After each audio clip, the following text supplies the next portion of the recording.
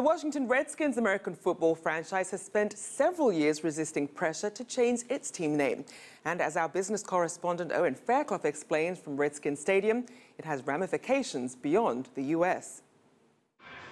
The Washington Redskins come into this regular season opening game having won all but one of their 4 preseason games, and the players warming up behind me here and the fans will be hoping they can keep that focus on the pitch this season. This, after all, is the team with arguably the most divisive name in global sports right now.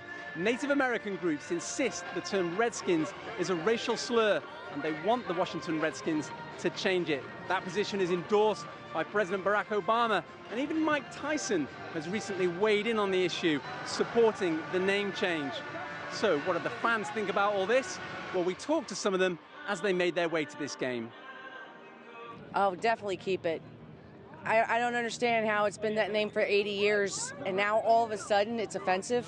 If it was offensive, why didn't they complain about it when they first gave them the name? Should leave it the same. It doesn't offend nobody. It's just a name. You got Cleveland Indians, you got the Chicago Blackhawks, you got the Atlanta Braves. You got the Braves. I mean, that is a national pastime. If you want to change the name, you will no longer have a Dallas Cowboys against the Washington Redskins. Don't change the name. If it's offensive to some people, then I think they should change it. That's about it. I just don't want to offend nobody. Well, the owner of the Washington Redskins says he will never, in capitals, change the name of this team. It would have huge financial implications. We're talking at least several $1 million to change the logos and all the merchandising that this club sells so well. We're talking about one of the richest franchises in the world, worth nearly $3 billion at the last count.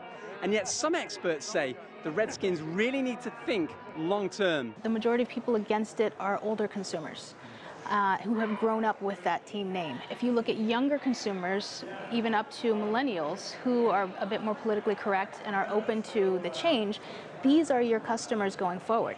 So, you know, much as we love our boomers and our longtime fans, they will be aging out. So you want to think ahead to not just the dollar you make today, but the dollar you make for the next 10, 20, and so on years. The National Football League, which administrates this sport, says it's up to the teams to decide their names. And yet this has huge implications for the NFL as well. It's aggressively expanding the support to try to become a global franchise, hoping to play games in China in 2018. It's also been playing regular season games in London. And next month, the Redskins will be playing at Wembley Stadium.